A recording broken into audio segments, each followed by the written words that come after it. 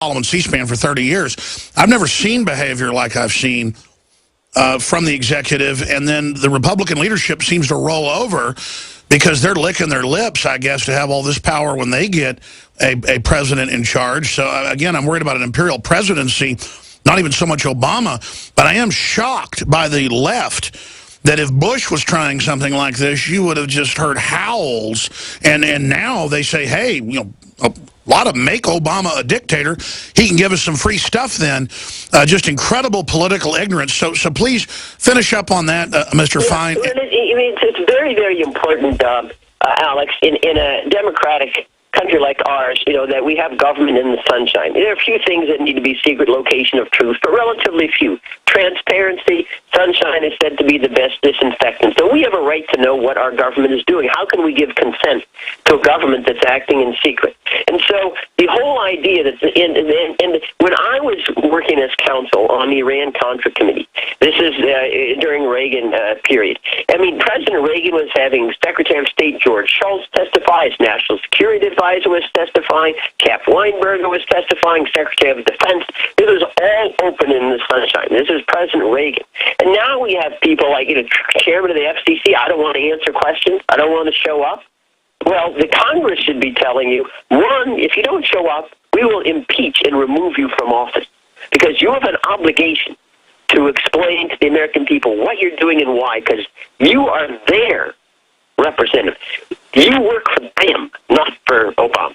You work for we the people who are sovereign. And if they are recalcitrant, they should impeach them or fine them $50,000, $100,000 every day that they don't appear. And you're right, it's stunning. Congress says, well, please tell us. You know, they wring their hands and do nothing. So they get treated, you know, like they're second and third tier players, because they simply won't stand up and defend their authorities. Now, maybe you're right. They're just waiting for the White House so that they can be the oppressors rather than the oppressed. But that's not a very optimistic outlook for the future of the country. Because I don't want to be oppressed by anybody in the White House. Exactly. Republican or Democrat. Well, also, they promised to release the 332 pages as soon as they announced it, and then they haven't released it, and are now have the Washington Post making fun of anybody that asked to see it, when we know they printed it up in book form, and they've been waving it around on TV for a month with this red tape around it. So I guess if they don't testify to Congress, why ever release it? They can be like the CIA. It'll just be secret. Yeah, I mean, and say secret government is antithetical to anything like representative democracy. How can you have a government that doesn't even tell you what it's doing? After all, we get to decide to approve or disapprove what's being done here. They don't get to issue by decree. You know, there are elections and things can change. And it is this arrogance that's totally antithetical to what our founding fathers thought, you know, a free and open government would be about. Other points, where do you expect this to go? The Hill, and I think rightly says that this has to go through a gauntlet, these rules, and that's why they're not releasing them. So I guess they think they want to win the propaganda war, that they're protecting the internet before they roll this out by stealth. But that isn't working for Obamacare, because as they roll it out, it becomes more unpopular by the day. So why are they engaging in this tactic? Well, they may be trying to bolster their defenses against what's sure to be a legal attack on the net neutrality rules. The Court of Appeals here, and the U.S. Court of Appeals in the District of Columbia, has rebuked the FCC on numerous occasions for overreach.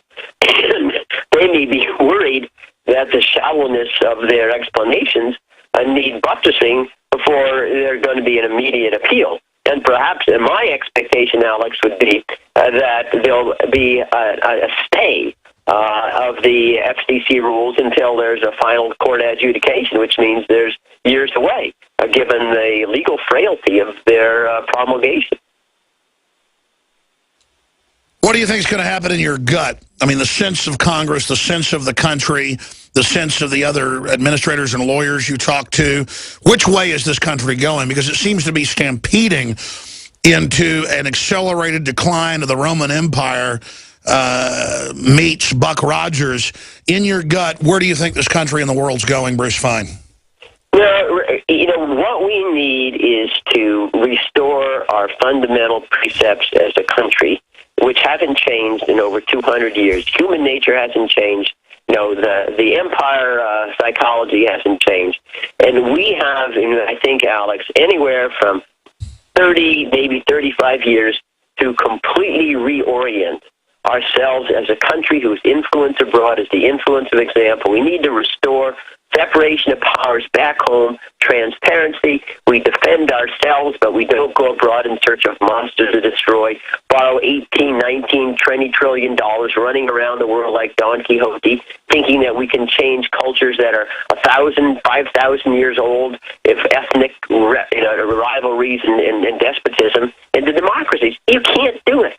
If you could, those people who believe that, Alex, I say, let them hire me build a perpetual motion machine. Sure. It's truly stunning. Failure after failure. Afghanistan fails. Yemen fails. Iraq fails. Syria fails. Nowhere. Libya fails. All of that. They keep coming back and doing the same thing. I mean, after Libya is a perfect example. You got 126 militias. The whole thing is a Somalia-like desert land. And now we're going to visit and remember, Libya and Yemen were viewed as the model that Obama singled out for pursuing ISIS. I mean, my God, the model, that's like saying, General Custer's battle of the Little Bighorn is the model by which we'll fight the future Indian wars. You say, my God, are you crazy? And we need to just totally repudiate this idea that we have some kind of obligation and expertise to cure all the ills in the world. Nice if it was possible, we will destroy ourselves as a consequence. Well, I think my view is if we can get Rand Paul and that philosophy back into the trajectory of where we're going as a country, we can save ourselves. Otherwise, we're following the path of the Roman Empire. It'll be just a matter of time. We'll bankrupt ourselves. We'll so overextend ourselves. We'll ultimately collapse. Well, I agree with you. And in closing, you notice that Rand Paul won the CPAC poll, and he's nowhere in the news. And then they have a whisper campaign, the libertarian movement. Oh, he's not perfect. He's not his dad, so we better not support him. He's the best in the field. That's why the power structure's coming after him and ignoring him, folks. I want you to briefly comment on that because you got to go. And then also, have you heard about the London Guardian? Our reporters have been up there. There's a giant 5-story and then a 4-story and a 3-story complex with black sites where people died, where people are kept for up to 2 days shackled and aren't even put in the arrest database in Chicago to then ring these fake confessions.